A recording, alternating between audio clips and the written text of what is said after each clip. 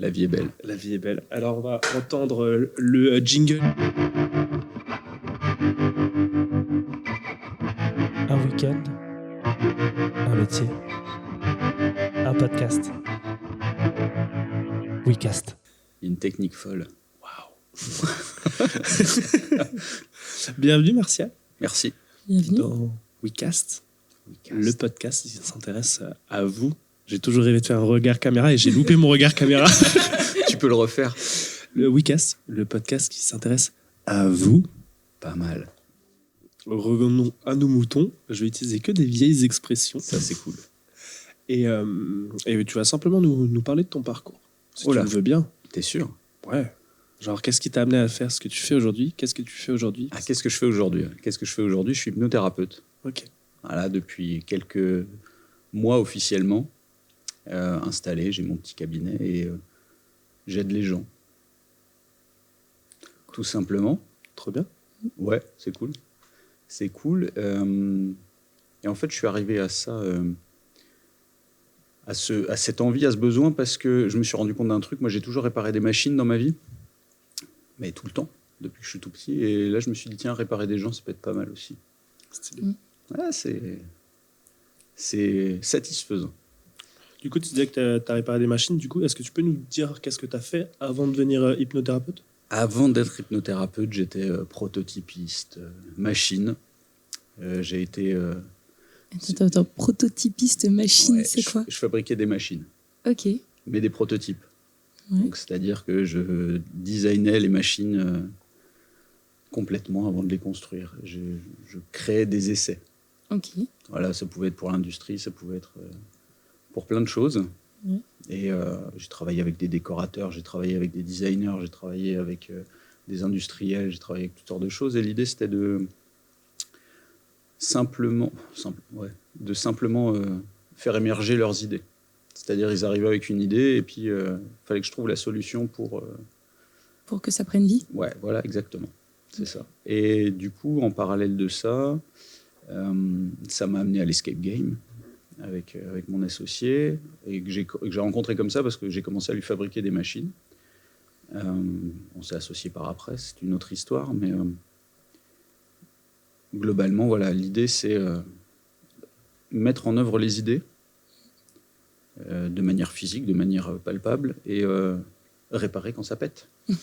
Trouver les solutions. Et trouver les solutions, en fait, c'est un peu le motto depuis que j'ai 5 ans. Le moto? Le moteur? Ouais. Enfin, la direction? Mojo, le mojo. Ah, le mojo, ok. Ouais. C'est une autre façon de dire. Ouais, un mantra. Voilà, un mantra, okay. Ça peut être pas mal. L'idée, c'est de trouver la solution. Trop bien. Et en hypnose, c'est tous les jours, quoi. Dès que tu as un consultant, faut aller gratter pour trouver la solution et c'est ça qui est fun. Okay. Du coup, en fait, d'une certaine manière, tu retrouves un peu ce que tu avais dans le monde de la machine chez l'humain, c'est ça? Ouais, complètement. Mais complètement, ouais. C'est étonnant parce qu'on pourrait dire que pour réparer les humains, tu te serais tourné vers quelque chose de médical ou paramédical classique, on va dire, infirmier, choses comme ça. Et qu'est-ce qui t'a poussé vers l'hypnose? Qu'est-ce qui m'a pas poussé vers la médecine, peut-être avant 10 ça, ans d'études 10 ans d'études. Alors que, au final, maintenant, j'ai bientôt 45 ans. Je me rends compte que ça fait bientôt 40 ans que je fais des études. J'arrête jamais. Non, il y a eu une période de ma vie où concrètement, j'avais pas ce besoin de réparer les gens. Donc, et puis, te réveiller à 40 ans et te dire tiens, je vais faire médecine, c'est compliqué. C'est un métier qui est tout à fait noble. Je suis le premier défenseur de la science et de la médecine moderne, occidentale, tout ce que tu veux. Je trouve que c'est merveilleux et c'est merveilleux qu'on puisse en profiter comme ça en France. Et si moi je peux apporter mon petit plus, c'est top. Je suis le premier en consultation à renvoyer mes consultants vers un docteur. Quand en hypnose, un bras cassé, je fais pas, quoi. Par contre, la douleur résiduelle au bout de 3 mois, ouais, ça je peux. Mais non, c'est très important cette notion de... Moi, j'en discute souvent avec les médecins que j'ai autour de moi, avec ceux que je connais, ceux que je côtoie régulièrement. Moi, ça me paraît être une évidence que c'est un des grands piliers de l'aventure moderne, quoi. La médecine, c'est juste phénoménal ce qui se passe depuis des années, enfin des centaines d'années, quoi. Je trouve ça génial. Et du coup, si en plus je peux apporter un petit truc en parallèle, au délire. c'est pas participer au délire, c'est travailler un petit peu à côté. Tu vois, un petit peu un soutien comme ça, des choses comme ça. C'est plus comme ça que je le vois. L'hypnose, c'est pas du tout de la médecine, hein. C'est vraiment un accompagnement complémentaire. Ok. Voilà. Et celui qui te dirait l'inverse, c'est un menteur. Celui qui te dit je vais tout soigner grâce à l'hypnose, faut pas y aller. Ouais. C'est aussi simple que ça. C'est un charlatan. Ouais, c'est ça. Et la frontière est parfois très fine. Et quand tu es dans le domaine, tu le vois encore plus.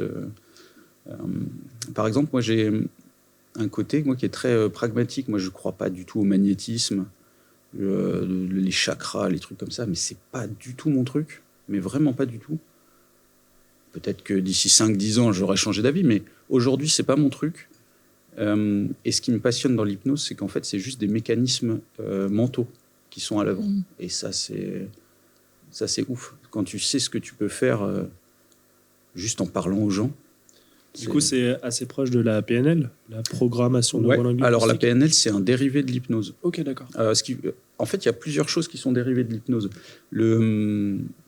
L'hypnose, ça fait depuis des millénaires en fait que c'est en place. Les premières traces, c'est chez les Mésopotamiens, tu vois. Ouais, c'est assez vieux, on va dire.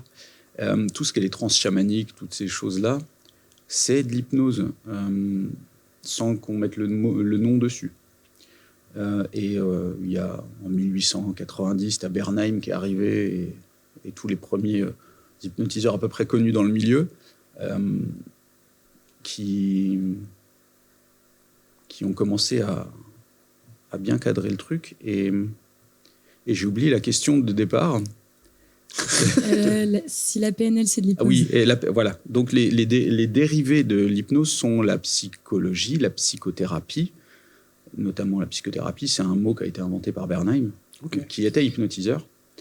Et la PNL et tous les dérivés, tous les EMDR, tous les trucs sont globalement des dérivés de l'hypnose. C'est de l'hypnose light. Ok. On va dire ça comme ça. C'est de l'auto-hypnose ? Non, ça, on pourra en parler après. Ouais. C'est un truc qui est très intéressant. Tu peux cocher une petite croix et très important, il faut qu'on en parle. Ok. L'hypnose, l'idée de l'hypnose, c'est de se dire on va induire une transe chez quelqu'un. Globalement, c'est pas ça le truc, mais c'est on va induire une transe pour modifier l'état de conscience initial.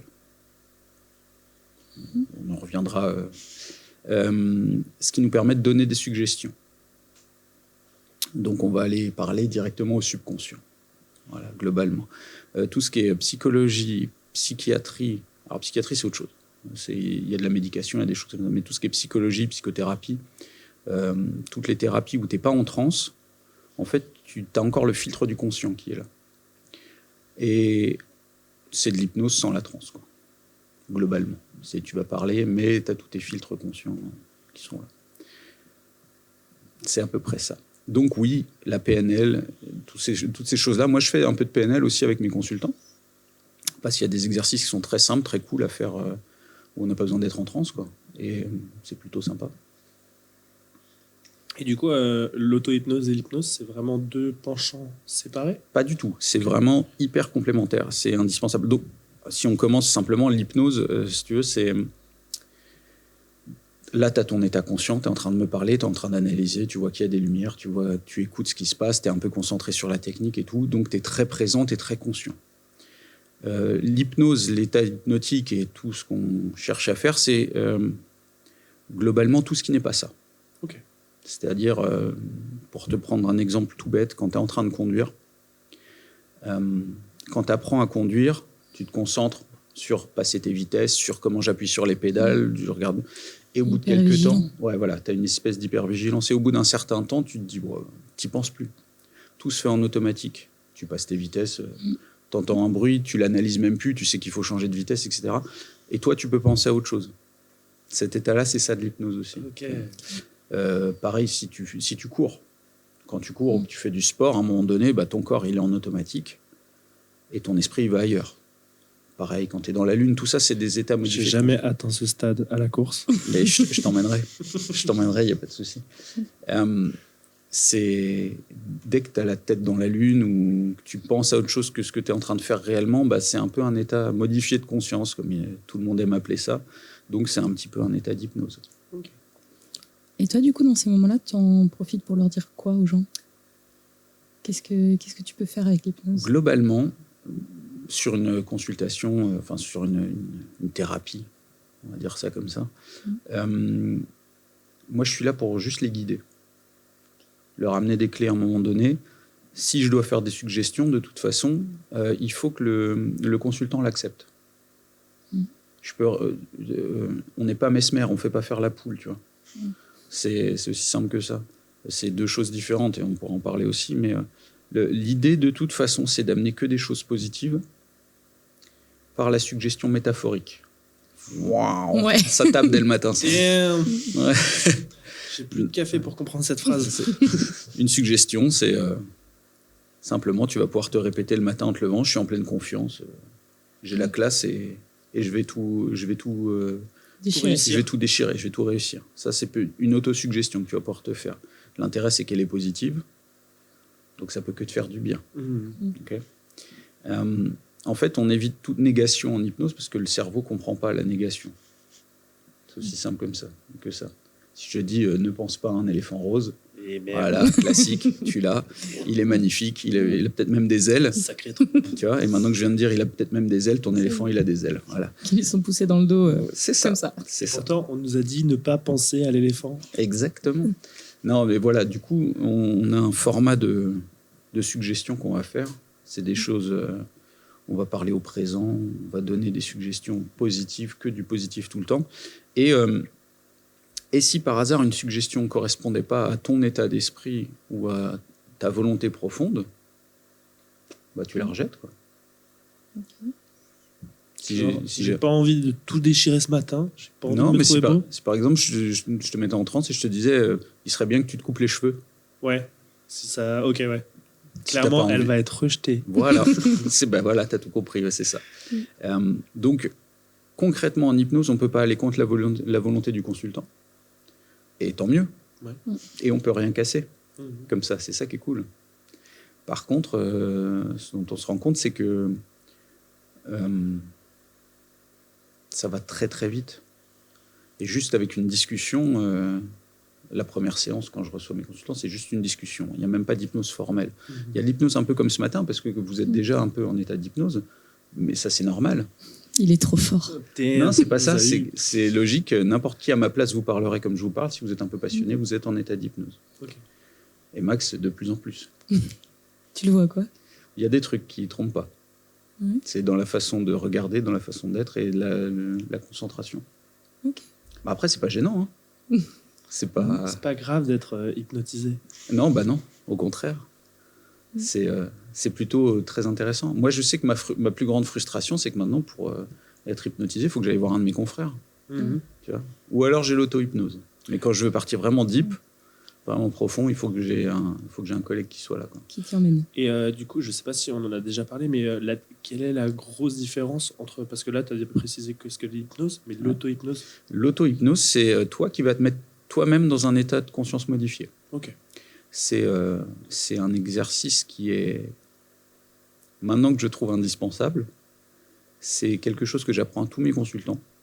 Ça, c'est d'office. Ne serait-ce que pour maintenir l'effet de la transe entre les séances, parce qu'on se voit une fois par mois, peut-être, toutes les 3 semaines. Mais c'est surtout un super cadeau, quoi, à faire. C'est vraiment passionnant. Je ne sais pas si vous avez déjà expérimenté une transe hypnotique ou pas, mais c'est très très fun. Ça relaxe d'une manière phénoménale. Dès que vous avez un stress, vous partez 30 secondes et il est parti. Tu vois, ce matin, tu me dis, t'es stressé. Non. Je pense qu'on aurait fait le même exercice il y a un an. Tu vois, il y aurait eu de la transpiration ou des trucs comme ça, quoi. Mais ouais, non, c'est cool. C'est très cool. Trop bien. Je vous apprendrai. Tu nous as parlé d'autre chose. Ah oui, la différence du coup entre la transe entre guillemets médicale, je vulgarise, hein, tu me dis. Ouais, pas médicale, mais thérapeutique. Enfin, thérapeutique, ouais, pardon. Et du coup, la transe de Mesmer et. Ouais. Entre le. Donc transe thérapeutique et l'hypnose de spectacle. En fait, ce qu'il faut comprendre, c'est qu'en hypnose, tu as des profondeurs de transe. Tu as une échelle, ça s'appelle l'échelle de Liébaud. C'est un gars qui a défini les différentes profondeurs de transe. Donc ça va de j'ai les yeux fermés à je me bave dessus, en gros. Ok. C'est pour vulgariser. Mais enfin, plus correctement, c'est transe légère jusqu'à analgésie totale. Okay. C'est-à-dire des opérations sous hypnose et tout, quoi. Le principe de l'hypnose thérapeutique, c'est qu'on va rester très léger en fait, dans les niveaux de transe pour que la suggestion passe bien. Globalement, l'échelle de Liébaud a 6 niveaux en transe habituelle, enfin en thérapie habituelle, on est sur les 2-3 premiers niveaux. Okay. C'est-à-dire ça peut aller jusqu'à peut-être un oubli de ce qui s'est passé, mais pas plus. Okay. C'est-à-dire tu te réveilles, tu es juste bien réveillé, tu dis je me rappelle de rien, mais c'est cool. Okay. Globalement. En hypnose de spectacle, le principe c'est de te plonger très profondément, très vite, pour que ça soit spectaculaire et pour que ça fasse rire les gens autour de toi. C'est comme ça que moi je suis arrivé à l'hypnose, parce que je me moquais de ma femme qui allait voir un hypnotiseur il y a quelques années et je lui demandais si elle allait se faire passer des pics à brochettes dans la gorge. Il y a un super hypnotiseur super qui s'appelle Danny Dan qui a fait ma jeunesse. Le mec il regardait les gens et puis il leur passait des pics à brochettes dans la gorge. Vous pouvez aller le voir sur YouTube, il y a Danny Dan, Benex, je ne sais plus comment il s'appelle. Enfin bref, cherchez Danny Dan, vous trouverez. Si vous rajoutez pic à brochette, en plus, vous êtes sûr de trouver. Et donc, moi, j'ai demandé à ma femme si elle allait se faire passer des pics à brochette. Non, mais non, c'est pas ça l'hypnose et tout. Et j'y croyais pas, moi, à l'hypnose, il y a encore quelques années. Et donc, ma femme m'a gentiment offert des places pour Mesmer,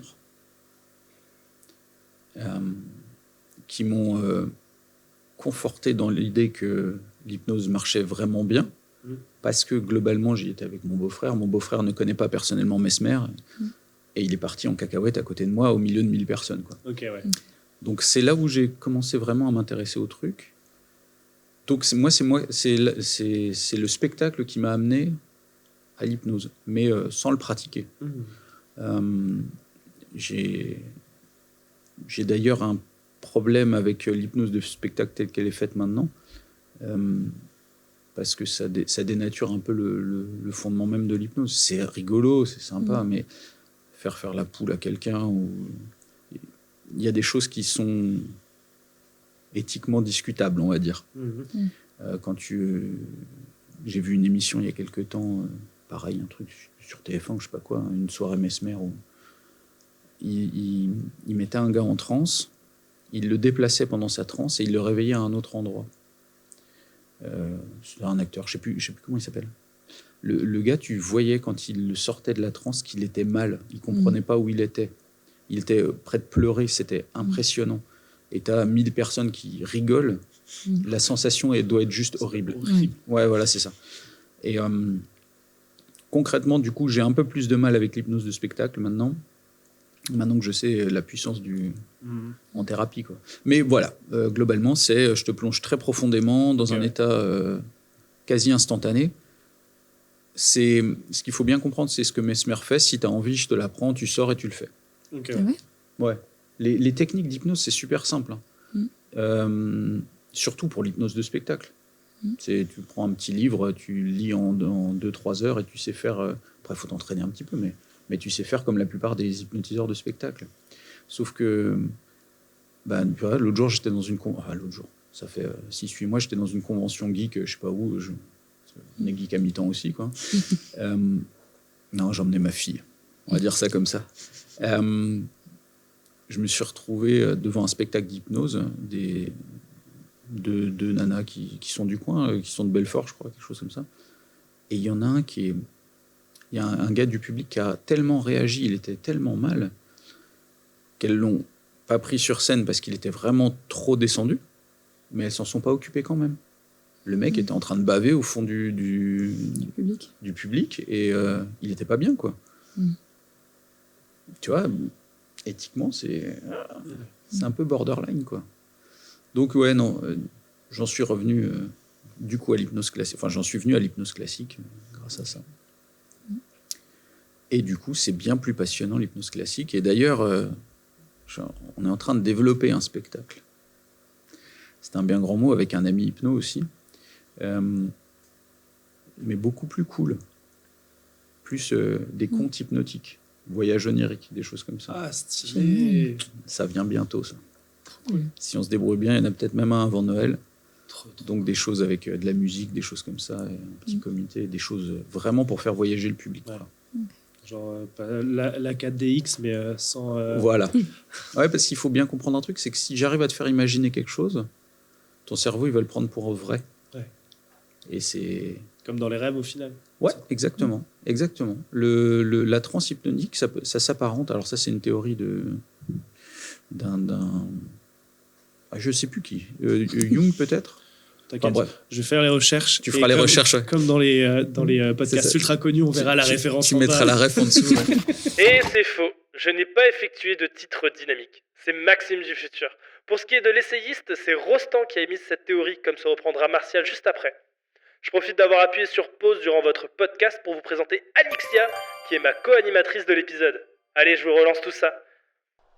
N'hésitez pas à vous abonner. Je pourrais te donner le nom après, Ouais, je te renverrai ça. L'idée, c'est, ça doit être Rostand, je crois. Rostand ou Jung, je ne sais plus, un des deux, qui fait le parallèle entre les phases de sommeil. Donc, tu as le sommeil profond, le sommeil paradoxal. Et lui, il a tendance à penser que l'hypnose, ça serait un éveil paradoxal. Donc, c'est-à-dire, tu rêves, mais en étant éveillé. Parce qu'il faut bien comprendre que l'hypnose, ça peut être les yeux ouverts, hein, comme t'es là. Ok, a priori, je suis hypnotisé. Ou pas loin, ouais. Ok. Mais voilà, ouais, donc l'idée, c'est d'induire une rêverie. Et ça, c'est cool. Vu que tu me dis que je suis en état, ce qui est possible, hein, est-ce que c'est toi qui l'as induit, ou est-ce que c'est parce que je suis dans une certaine bulle que tu dis que je suis... C'est ça. C'est ça. Moi, je suis pas là pour induire quoi que ce soit. Moi, je suis juste là pour dire, tiens, regarde, là, c'est un peu différent. Et si tu acceptes et que tu dis oui, c'est fini, il est parti. Ok. L'hypnothérapeute, l'hypnotiseur, l'hypnologue, le praticien en hypnose, tous ces noms-là, c'est la même chose. Il est juste là pour vraiment guider le truc. Okay. Alixia est pas loin de te rejoindre aussi. Ouais, c'est parce qu'elle s'est pas encore levée de ce matin. C'est ça. C'est ça. Je suis encore dans le rêve, mais endormie. C'est ça. Non, mais c'est ça qui est passionnant. Après, tu vois chez les gens. Et si je reprends par exemple un déroulé classique de mes séances de thérapie, la première fois que tu vas venir me voir, c'est pas plus que ça. On va discuter 1h30. Alors moi, j'ai des questions qui sont bien ciblées pour bien définir la problématique. Mais on fait pas plus que ça, que de discuter, en face à face. Et les gens sortent de là, ils ont déjà les yeux qui font comme ça, et puis quand ils reviennent la fois d'après, ils disent « mais je sais pas ce que vous avez fait la dernière fois, mais ça a déjà changé ». En fait, ce qu'ils savent pas, c'est que ça change au moment où tu prends le téléphone pour m'appeler. Une fois que tu as décidé que... Il y a une prise de décision, et après, d'une certaine manière, tu axes aussi ton cerveau sur une solution. C'est ça. Et puis moi, donc la première partie, c'est une anamnèse. Ça va durer 1h30, on va vraiment discuter, on va aller profondément dans les trucs, on va vraiment tout aller gratter. C'est-à-dire quoi, anamnèse ? C'est le terme de la... Ok, du déroulé, ouais, voilà, c'est ça. Et on va tout dérouler, on va dérouler ton background, on va dérouler tout ça. Et qu'est-ce qui t'amène aujourd'hui ? Et la séance 2, quand on se revoit un petit peu après, 10 jours à 2 semaines après, tu peux être quasiment sûr que la problématique de départ, c'est plus la même, parce que les gens ont réfléchi entre-temps. Moi, j'ai des consultants, première séance, ils parlaient plus à leurs parents pour des choses qui leur sont propres. Juste discuter, machin et tout. Tu les revois séance 2, j'ai recontacté ma mère et tout. Je suis allé lui parler, lui dire que je l'aime. Vache, on n'a encore rien fait, quoi. Ok. Il y en a qui vont très très vite, il y en a ça prend plus de temps, mais et c'est ça qui est intéressant, parce que tu pars pas pour 50 thérapies. Tu pars pour 5 séances, 7 séances sur une problématique. Trop bien. Sur une fréquence d'une fois par semaine à peu près ? Non, une fois toutes les 3 semaines. 3 semaines, un mois, pas plus, parce qu'après tu perds les bénéfices de la transe. Et c'est là que l'auto-hypnose devient intéressante.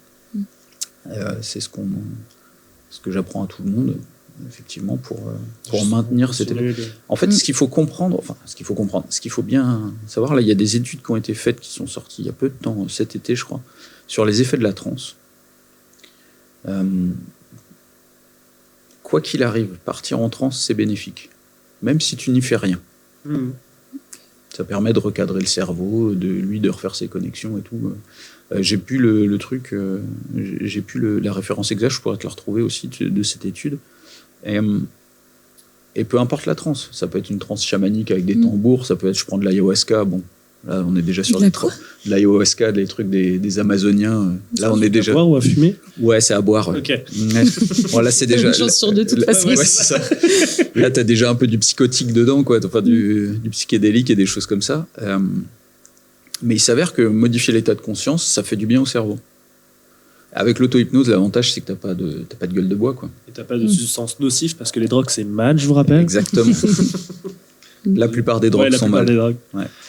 La plupart des drogues sont mal. J'écoutais un podcast l'autre jour sur l'utilité des psychédéliques pour traiter la dépression. Ouais. Et ben, quelques drogues sont pas si mal, en fait. Ok. Ouais. On ne citera pas les noms pour éviter de donner des idées aux personnes qui vont bien. Mais Non, mais voilà. Les drogues sont mal, oui. Mais dans le cas de la dépression, les médicaments, qui sont des drogues aussi, sont parfois indispensables. Ah oui. Parce que la dépression, c'est un état qui est vraiment délétère pour le cerveau. Vraiment, ça va taper dans les neurones. Et c'est pour ça que, prenons le temps de le dire, si vous n'allez pas bien, allez voir un docteur. C'est primordial. Allez pas voir un rebouteux, allez pas voir un hypnothérapeute d'abord, allez voir un docteur qui vous dirigera, lui, vers un psychothérapeute, vers un psychiatre, qui vous donnera peut-être une médication. C'est le truc le plus important à faire en cas de dépression. La dépression, c'est vraiment spécifique. Hein. Il y a des grilles d'évaluation pour savoir si on est en dépression. Pas aller bien une semaine au mois de novembre, c'est normal. Un changement d'horaire. La dépression, c'est vraiment, j'ai de la tristesse profonde, j'ai vraiment des choses comme ça, de l'apathie. Grosse fatigue. Ouais, de l'apathie. Mais il faut surtout cocher plusieurs de ces trucs pour définir que c'est une dépression. Et alors là, c'est indispensable d'avoir une médication. Parce que ça tape physiquement sur les neurones. Après ça, oui, une fois que vous avez une médication, venez voir un hypnothérapeute, ouais, clairement. Parce que c'est rapide, ça va vite. Ça va très vite. C'est ça qui est intéressant. Toi, t'en reçois beaucoup des patients pour dépression? De retour de dépression, peut-être? Non, j'ai... par rapport au pool global, c'est pas forcément la majorité. Donc non, je reçois pas beaucoup. Il y en a. Il y en a. Mais après, on reçoit pour tellement de choses. Ouais, du coup, tu peux nous en parler un petit peu? Ouais. On peut. C'est assez vaste parce que, en fait, vu que le cerveau c'est quand même assez central dans l'être humain, un peu, et que nous on agit de ce côté-là, on peut servir à beaucoup de choses. Comme je disais tout à l'heure, je ne vais pas réparer un bras cassé, mais par contre, si tu as des douleurs résiduelles 3 mois après, ouais, ça on peut gérer, parce que la douleur, c'est un message que le cerveau construit. Okay. Tout ce qui est gestion du poids, tout ce qui est gestion du stress, l'arrêt du tabac, ouais, évidemment, ça c'est un grand classique, sachant que la nicotine, quand tu arrêtes de fumer en 24 ou 48 heures, tu n'en as plus dans le corps. Donc quand tu dis au bout de 3 mois, je suis encore comme ça, c'est plus la nicotine qui agit, quoi. C'est l'habitude de la nicotine. C'est l'habitude de ce qu'elle fait au moment où tu l'ingères. Donc le tabac, c'est réglé en une grosse séance, quoi. Moi j'ai un ami qui est hypnose, ça fait 10 ans qu'il fait du protocole tabac, il est à plus de 90-95% de réussite en une séance. Ah ouais. C'est fou. C'est selon les dernières études, pas les dernières études, il y a une. Je vous donnerai les sources, hein, je vous les ressortirai. Comme ça, tu pourras les indiquer. Clairement, je vais mettre en description. L'hypnose se place comme une des meilleures méthodes pour arrêter le tabac. Okay. Mieux que les patchs et. Je croyais que tu allais dire mieux que les pâtes. Mais c'est normal. Les pâtes, ça peut marcher, mais. Non, mais voilà, ça se place au-dessus et avec des études des études normées, quoi, des études scientifiques, des choses en double aveugle, des trucs comme ça. C'est vraiment... l'hypnose marche mieux que le reste. Ok. L'hypnose peut aider aussi, et ça c'est un truc que j'aime bien, dans les troubles fonctionnels digestifs. Ok. Il y a une chose qui est super handicapante, on ne le sait pas dans la vie de tous les jours, mais alors, malheureusement ça touche plus les femmes, mais environ 10% de la population féminine a des troubles gastriques. Tu veux dire constipation, choses comme ça? Même plus. Ça peut être l'intestin irritable, le côlon irritable, ça peut être du coup des spasmes, ça peut être des diarrhées, ça peut être des constipations. Et tout ça, en fait... Ça peut être aussi des remontées gastriques ou pas spécialement? Moins. L'idée, ça se situe... C'est moins dans l'estomac que dans les intestins, en fait. Ouais. Les intestins sont entourés de neurones. Voilà. C'est pour ça qu'on dit que c'est un deuxième cerveau. Ouais, exactement. Okay, ouais. Exactement. Et c'est très, très, très, très en vogue, très, très à la mode en ce moment. En plus, on en parle pas mal. Et ces neurones-là sont reliés au cerveau par tout un réseau nerveux. Et parfois, l'information passe pas bien. Ce qui peut donner... des cas tout bêtes, mais tu manges un aliment qui ne te va pas ou tu prends un stress au travail. Dans les 3 minutes, il te faut des toilettes, sinon tu es dans la merde. Voilà, c'est un terme technique. Hein. Ouais, non, mais c'est clairement un terme technique. Sinon, je vais devoir le censurer. C'est ça. Non, mais c'est assez impressionnant. Et j'ai des proches qui souffrent de ça. Et c'est handicapant dans la vie de tous les jours. Il y a des gens qui ne sortent plus de chez eux à cause de ça. Et en fait, la transhypnotique aide beaucoup dans ce cas-là. Parce qu'elle calme, elle permet de rétablir un peu la discussion entre le haut et le bas. Et c'est pas mal. C'est pas mal. Qu'est-ce qu'on peut régler encore? Tout ce qui est douleur chronique. Apaiser des douleurs chroniques. J'écoutais encore hier au CHU de Liège, où ils sont très forts dans l'analgésie par hypnose aussi pour tout ce qui est opération. Et j'écoutais je regardais un reportage et il y avait un paraplégique qui avait des douleurs résiduelles, des crampes dans ses membres paralysés. Donc c'est pas cool. Ouais. Mais c'est un truc qui arrive très souvent. Enfin, un membre paralysé, tu as souvent des douleurs résiduelles et des choses comme ça. Et là, hormis l'hypnose, t'as pas grand-chose parce que la médication, c'est pas forcément efficace. Et puis t'as pas forcément envie de te droguer toute ta vie pour ça. Mais avec l'hypnose, tu peux te dire, on va diminuer la prise de médicaments parce qu'on va accepter la douleur différemment. Le message qui sera mis en œuvre sera moins violent de la part du cerveau, donc tu auras moins de sensations de douleur. Parce que, encore une fois, c'est lui qui construit tout. Tu arriverais à couper complètement le signal de la douleur? Ouais, mais on le fait pas. D'accord. D'un point de vue de sécurité? Ouais, exactement. Okay. Là, je pourrais, sur une course ou un machin, tu peux te dire, là, je me suis fait très mal. Coupe-moi le truc. Non, on va voir un docteur d'abord. Ouais. Et une fois que tu auras pris en charge, là, on peut enlever la douleur. Okay. Mais oui, et là où tu peux le constater, c'est que je vous encourage à aller voir. Il y a un reportage là sur Arte qui se passe donc au CHU de Liège. Et ils font de l'hypnoanalgésie. Donc, anesthésie juste locale. Tu vois une nana qui se fait opérer de la thyroïde. Anesthésie locale juste au niveau de la peau. Et le reste, c'est que de l'hypnose. Et donc, oui, le signal de la douleur, tu peux le couper complètement. C'est déconseillé, mais tu peux le couper. Moi, je fais de la course à pied. Moi, quand j'ai mal, je me mets en auto-hypnose pendant que je cours. Parce que je sais que c'est une petite douleur dans le genou, c'est de l'usure, c'est de la fatigue. Je sais que dans 10 km, je suis chez moi et que ça va aller bien. Mais tu te mets pas en danger. Voilà, c'est ça. Signal, c'est ça. Et il faudrait pas, quoi, surtout pas. Ça serait border aussi de faire ça, quoi. C'est pas cool, quoi.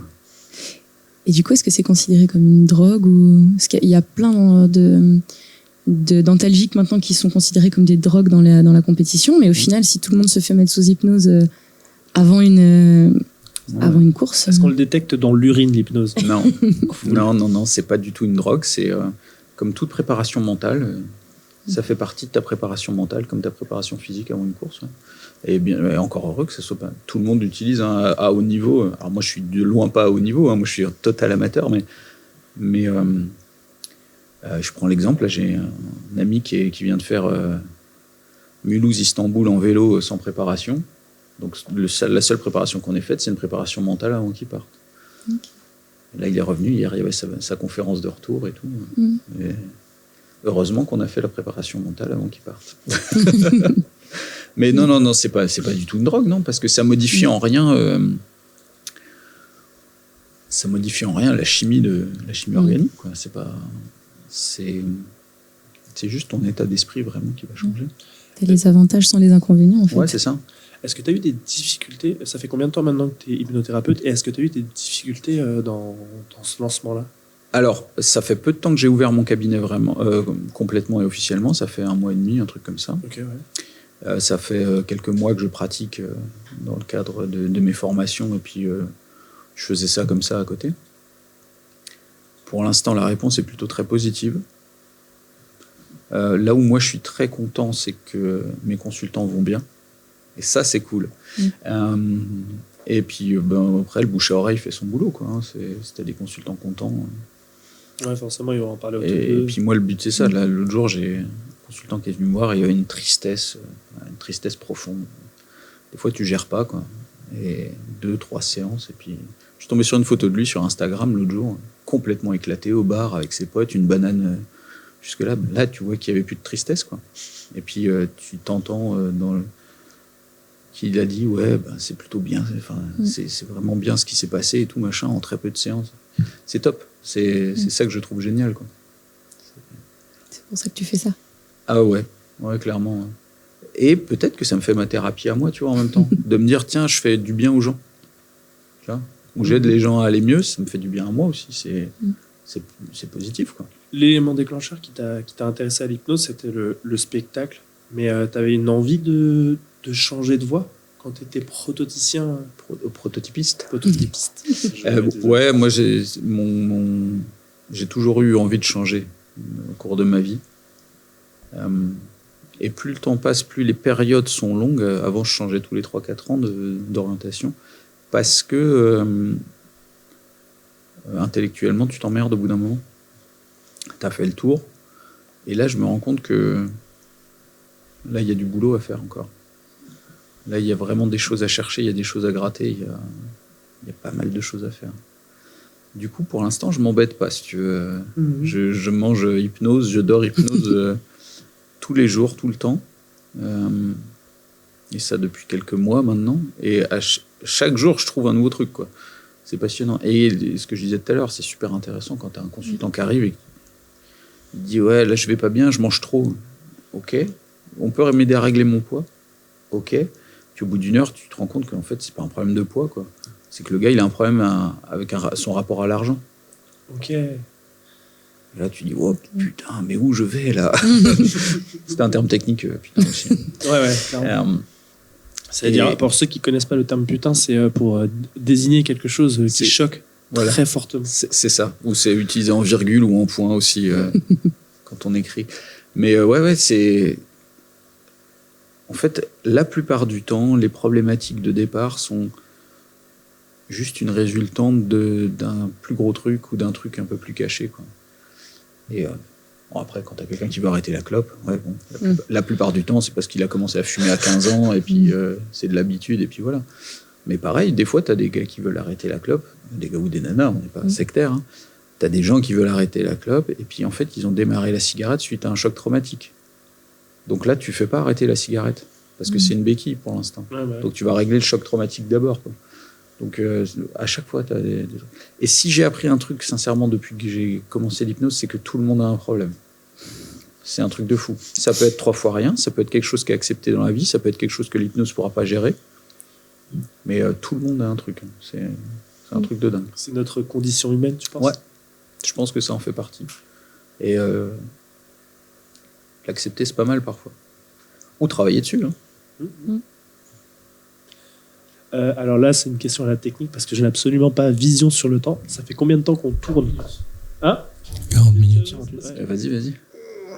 C'est le moment où on a le droit de faire tous les petits trucs parasites. Ouais. C'est les 40 minutes de verrouillage. Moi, je suis bien, tu vois. Alors, ouais, je suis très... En fait, le fait de ne pas avoir la vision sur le temps, sur ce premier, ça me perturbe. Mais je comprends. Parce que... Tu veux qu'on en parle? Ouais, je veux bien qu'on parle du temps qui passe. Ça, on peut en parler en hypnose, du temps qui passe. Ah ouais? C'est une vraie réelle angoisse? C'est pas du tout une réelle angoisse, c'est que quand tu es en transe hypnotique, on peut te faire distordre le temps. C'est-à-dire que je peux te mettre en transe 2 minutes et l'impression que c'est quasiment 10 ans, quoi. Ok. C'est ça qui est assez rigolo. Et l'inverse, c'est possible aussi? Et l'inverse, c'est possible aussi, mais je vais pas te mettre en transe 10 ans pour te faire croire que ça fait 2 minutes. Non, il y a une réelle distorsion du temps et tu peux vivre des choses très intenses, très longues, alors que ça a duré juste un instant, quoi. Okay. Comme dans un rêve. Quand tu rêves, c'est quelques minutes dans une nuit. Et c'est à des moments bien précis, donc... Et t'as l'impression que ça a duré des heures, que toi, t'as couru après le gars dans son tracteur, j'en sais rien, pendant des heures, et voilà, quoi. Alors qu'en fait, non. Et du coup, si on continue sur le parallèle entre l'hypnose et le rêve, est-ce que tu crois que les rêves ont une signification, quelque chose comme ça? Alors, non. Très belle. J'aime beaucoup cette question. Et la réponse est non pour moi. Ce que je vous disais tout à l'heure, je ne crois en rien. Moi, je constate. C'est pas que je crois en rien. S'il y a des choses auxquelles je crois, mais... En l'amour. En l'amour, notamment. Ouais, non, mais c'est vrai. Non, il y a des choses auxquelles je crois, mais la signification des rêves, non. Je pense que ton cerveau décharge pas mal de substances la nuit, ça lui fait du bien. Et il doit y avoir quelque chose qui lui fait du bien, mais de là, aller en chercher une signification, c'est tellement... je sais pas, t'arrives à décrire tes rêves correctement, toi? Moi, il se passe des trucs de ouf. Ouais. Mais tu les ressens, tu les machins, mais après, quand tu veux les analyser, dès que tu mets sur papier, c'est plus la même chose. Donc, tu vois, moi, pour moi, pour le coup, pour les rêves, j'avais écouté un bouquin il y a 1 ou 2 ans sur l'utilisation des rêves et d'utiliser en fait les rêves comme une plateforme. Par exemple, quand tu dors, tu peux utiliser tes muscles. Si le fait tu rêves que tu cours ou quoi que ce soit, ton corps réagit vu que ton cerveau fait pas la distinction entre le rêve et la réalité, qui te donne l'impression que tu cours. Et du coup, tu peux te réveiller essoufflé. C'est ça. Mais en transe hypnotique, tu peux te réveiller... je peux t'induire des choses comme de la transpiration, comme l'essoufflement, c'est plus compliqué. Mais moi, j'ai fait l'expérience en formation. Parce que durant toute ma formation, moi, j'ai fait ma thérapie, puis on s'est amusé entre nous, quoi. On était plusieurs, donc je me suis déjà retrouvé où ils m'ont sorti de transe. T'as chaud. Il fait de la poule. Non, mais t'as chaud, t'es rouge, quoi. Machin. Ouais, tu peux induire tout ça. Mais non, alors pour en revenir à ça, moi je ne crois pas à l'effet des pierres, à l'effet du magnétisme, machin. Je suis quelqu'un de très... cartésien. Ouais, très cartésien. L'hypnose m'a fait prendre conscience d'autre chose, c'est que, ok, je suis très cartésien, mais les autres peuvent croire. Et ça me pose plus de problème. Okay. Avant, tu croisais quelqu'un qui se baladait avec un bout d'améthyste dans la poche parce que machin, ou dans le soutien-gorge, ou dans le truc. J'avais une facilité à me foutre de sa gueule assez... Ça aussi, c'est un terme technique. Oui, tout à fait. À me moquer de lui ou elle, chose que je fais plus du tout. J'ai aboli ce jugement, en fait. Si le fait d'avoir un petit caillou dans la poche, ça te fait du bien, c'est cool. Le principe de base, c'est ça, c'est que si ça te fait du bien, c'est cool. Et ça, du coup, c'est ton chemin vers l'hypnose qui t'a amené à ce, entre guillemets, j'ai pas le terme. Cet état d'esprit. Je vous laisse combler cette phrase. Ouais. Merci. Ouais. Enfin, c'est tout ça. C'est mon hypnothérapie aussi. Parce que ce que je disais pendant toute la formation, en fait, tout ce qu'on fait... subir aux gens, on l'a subi nous. Subir, c'est pas le bon terme. Il est pas assez. Il est trop négatif. Ouais. Tout ce qu'on offre aux gens, on nous l'a offert à nous. On va le dire comme ça. Tu vois, c'est plus joli. C'est très beau. Du coup, moi, j'ai totalement changé là, en 1 an, vraiment du tout au tout.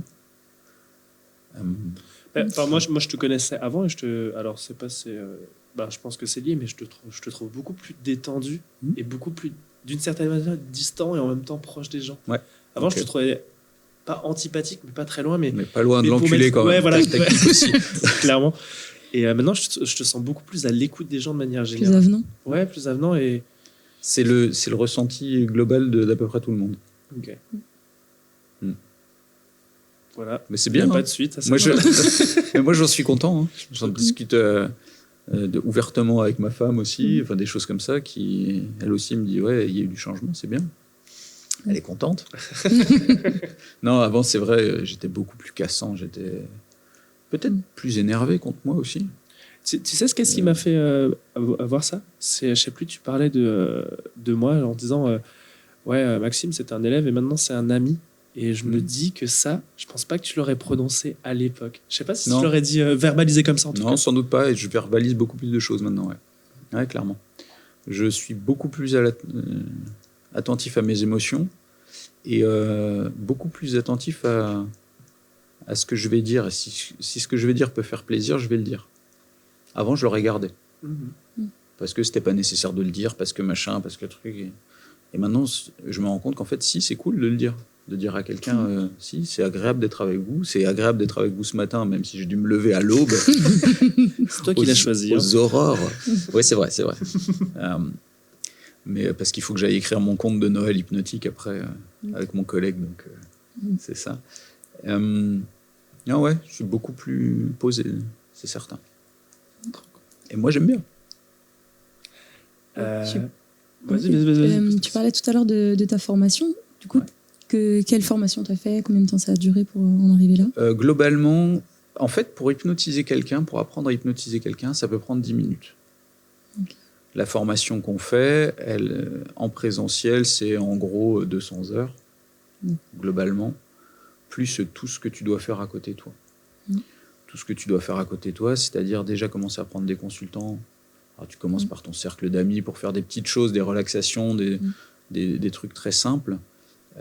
Plus toutes les lectures que tu as à faire à côté, t'es pas obligé, mais voilà, globalement, depuis sur un an, je sais pas, j'ai dû lire 15-20 bouquins d'hypnose. Si tu veux, à un moment donné être à l'aise avec tes consultants, tu es obligé de voir beaucoup de choses. Le sujet aussi. Quoi. C'est ça, parce que la plupart des formations d'hypnose, ils vont te dire, bah voilà, tu as un bouquin, tu suis ça, et ça va bien se passer. Et c'est vrai, si je te donne mes supports de cours, je te dis tu lis ça à ton consultant, ça va bien se passer. Parce que c'est des choses qui sont normées, si tu sais à peu près où tu vas, il faut quand même définir à peu près où tu vas. Globalement, ça se passe bien. L'idée déjà simplement de mettre quelqu'un en transe, ça va lui faire du bien. Mais après, si tu comprends pas ce que tu fais, c'est un peu gênant, quoi. Donc... moi, à côté de ça, j'ai lu une quinzaine, une vingtaine de bouquins de différents hypnos, de différentes périodes. J'écoute des podcasts, je fais que ça. Donc, de gars qui sont quand même réputés dans le milieu. Et c'est ça qui te permet d'être à l'aise avec ton consultant. L'exemple flagrant, l'autre jour, j'avais une consultante qui venait pour sa 3e séance. Donc, si j'avais suivi simplement mon cours bien académique que j'ai reçu, il fallait faire ci, il fallait faire ça, il fallait faire machin. Donc, moi, j'ai préparé ma séance en amont. On avait bien discuté avant. Je m'étais dit, on va travailler sur ces trucs-là, des protocoles bien spécifiques. Et elle est arrivée. Le premier truc qu'elle me dit, c'est un truc qui était complètement à l'opposé de ce que j'avais prévu. Là, tu dis, OK. Tu stops. Et puis, tu refabriques quelque chose au fil du temps. Si tu n'es pas à l'aise avec ça, tu passes pour un charlot, quoi. Donc non, c'est important d'être à l'aise. Alors, on va passer à la dernière rubrique, qui est la seule au final. Il y a une rubrique quand même. Alors pareil, il y a un générique que vous allez imaginer. Il est classe. Attendez, je vais vous dire le top. Je vais te demander de fermer les yeux et d'imaginer ce générique. Il se lance maintenant. L'instant Moula. Tu la caillasses. Le blé. Le pognon des pépettes. Vous avez kiffé. Grave. C'était trop bien. L'instant Moula, alors c'est très simple. En France, je trouve qu'on a un côté très pudique, où on a peur de parler d'argent, de combien on gagne, quoi que ce soit. Et j'ai quand même envie de donner une échelle aux gens qui nous écoutent de combien une personne peut gagner ou quoi que ce soit, même si aujourd'hui tu n'en vis pas nécessairement, je crois que c'est là. Aujourd'hui tu peux encore... c'est ça. C'est quand même pour donner avant tout une idée. Bien sûr. Et la base de calcul pour dire combien tu gagnes... Je m'attends au pire. Tu peux. Ça va être soit des fruits de mer, soit du poisson. Alors il y a quelqu'un qui a fermé la porte.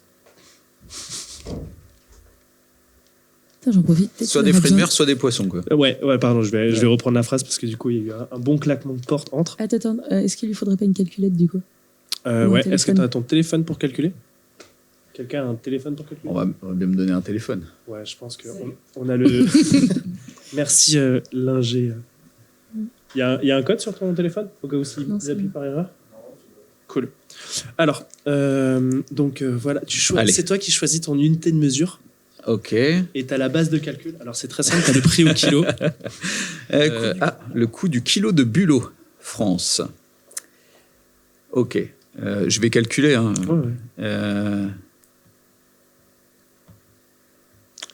Ok. Musique d'attente. Globalement, on peut dire qu'une séance d'hypnose coûte 7 kilos de bulot. Ok. Maintenant, vous savez combien coûte une séance d'hypnose. Et il te faut combien de séances d'hypnose pour en vivre? Pour en vivre là, au seuil où moi je veux vivre et qui ne suis pas drivé forcément par l'argent, il me faut 2 consultants par jour. Ok, donc ça fait 14 kilos de bulot 14 kilos par jour. Ouais. Donc on fait ça x 30. Tu peux faire 14 kilos x 30? Ouais, je peux. Tu comptes pas les week-ends? Ah merde, ça c'est... Tu comptes pas les week-ends? Non, c'est pas x30, c'est... En jour ouvré? Ouais, c'est en jour ouvré parce que je travaille 5 jours par semaine, mais... J'ai oublié d'amener une calculette. Donc du coup, je disais, parce qu'Antoine est passé devant la caméra. J'étais à 14 bulots par c'est ça, par jour, comment fois 22 jours, on va dire. Ouais. Qui représente 2 séances. 310 kilos de bulot. Ouais. 300. Ok, donc pour vivre de ta vais passion. vérifier quand même. C'est un peu moins que ça, j'ai dû me gourer quelque part. Ouais, si, mais enfin, globalement, on n'est pas loin d'être ça. Ok, ouais. Donc 300 kilos de bulot par jour, c'est ce que tu as besoin. Non, par mois. Par mois, pardon. Ça fait vraiment beaucoup de bulot. Ça fait beaucoup de bulot, ouais, effectivement. Ouais. Et je pense que nos océans ne s'en sortiraient pas. Ah ouais. Eh ben, merci beaucoup, Martial, De rien. d'être venu. Est-ce que tu avais quelque chose à dire ou à proposer ou à conseiller aux gens? Tiens, un petit conseil, un petit truc. Un petit conseil? Si tu as à dire à quelqu'un que tu connais pas. Ouais, alors je vais pas me faire de la pub à moi, parce que ça serait ridicule, mais si vous avez YouTube, je pense que vous avez YouTube, vous pouvez aller voir des vidéos de Kevin Finel et qui fait des cabinets publics et vous verrez que ça c'est du spectacle d'hypnose qui est très intéressant. Ok. C'est très très bienveillant et moi j'avoue sincèrement que ce gars-là est très très fort dans ce qu'il fait. Ça doit faire 25 ou 30 ans qu'il fait de l'hypnose. Il a commencé, il avait pas 10 ans le gars, donc il est vraiment très bon. Je le connais pas personnellement, j'ai pas d'action chez lui. Il a une super école de formation qui marche très très bien, mais c'est plutôt cool ce qu'il fait. C'est plutôt très cool. Ok. Ben merci d'être le premier invité de WooCast. Yeah. Et on envoie Gernick. Ouais, j'avais besoin de faire un truc vraiment nul. C'est bien, c'est parfait.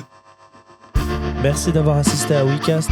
Partagez pour faire connaître ce métier et on s'écoute dans 2 semaines pour découvrir ensemble une orthophoniste.